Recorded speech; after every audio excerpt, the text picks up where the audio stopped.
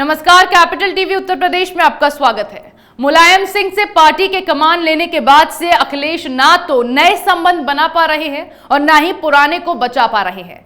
मुलायम सिंह यादव ने जब 60 के दशक में पहला चुनाव लड़ा था तो यादव महासभा के जरिए राम गोपाल यादव ने उनकी काफी मदद की थी, या यूं कहें कि राजनीतिक जमीन तैयार करके दी थी। लेकिन अब पीएम मोदी ने इस टूटते रिश्ते को भगवामय करने की बिसात बिछा दी है। क्या है इस परिवार की अहमियत, देखिए इस रिपोर्ट में।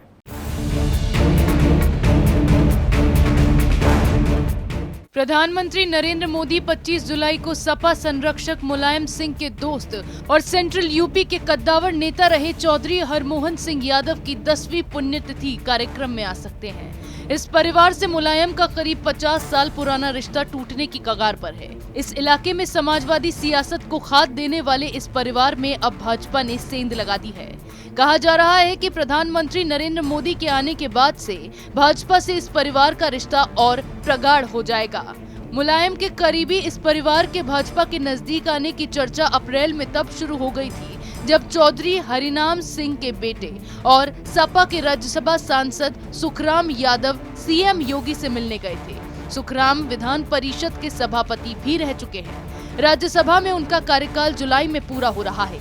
कहा जा रहा है कि सुखराम यादव सपा मुखिया अखिलेश यादव से नाराज हैं। उन्होंने उस वक्त भी कहा था कि अखिलेश उन्हें ही मिलने के लिए समय नहीं दे रहे हैं। समाजवादी पार्टी को करीब से जानने वाले बुजुर्ग एडवोकेट जयदेव सिंह यादव कहते हैं कि मुलायम सिंह यादव ने जब 60 के दशक में पहला चुनाव लड़ा था तो यादव महासभा के जरिए राम गोपाल यादव ने उनकी काफी मदद की थी। राम गोपाल हरमोहन सिंह यादव के भाई थे। इस चुनाव से दोनों परिवारों के रिश्ते प्रगाढ़ हो गए। राम गोपाल 1977 में बिल्हौर लोकसभा सीट से सांसद भी रहे थे। राम गोपाल के निधन के बाद हरमोहन सिंह ने यादव महासभा के संचालन का जिम्मा संभाला था। अंतिम समय तक वो इसे बखूबी चलाते रहे। मुलायम सिंह यादव अक्सर कानपुर के मेहरबान सिंह का पूर्वा में हरमोहन सिंह से मिलने आते थे। 2012 में चौधरी हरमोहन सिंह के निधन के बाद भी ये रिश्ता चला। 2016 में सुखराम समाजवादी पार्टी से राज्यसभा पहुंचे, लेकिन बीजेपी के बढ़ते असर के बीच निष्ठाएं बदलने लगी। बीते साल सुखराम के बेटे मोहित बीजेपी में चले गए।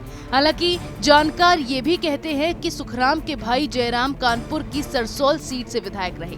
सुखराम और उनके बेटे भले ही बीजेपी के लिए झुकाव दिखाएं, लेकिन उनके भाई जयराम समाजवादी पार्टी के प्रति निष्ठावान हैं। समाजवादी पार्टी से सांसद रहते हुए पीएम को आमंत्रित करने के सवाल पर सांसद सुखराम ने कहा कि पीएम पूरे देश के प्रतिनिधि हैं। वो किसी पार्टी, जाति या धर्म के प्रधानमंत्री नहीं हैं। अभी मैं विदेश गया था। पीएम की वजह से वहां भारत की छवि देख खुशी हुई और समझ आया कि विदेशों में भारत का सम्मान बढ़ा है।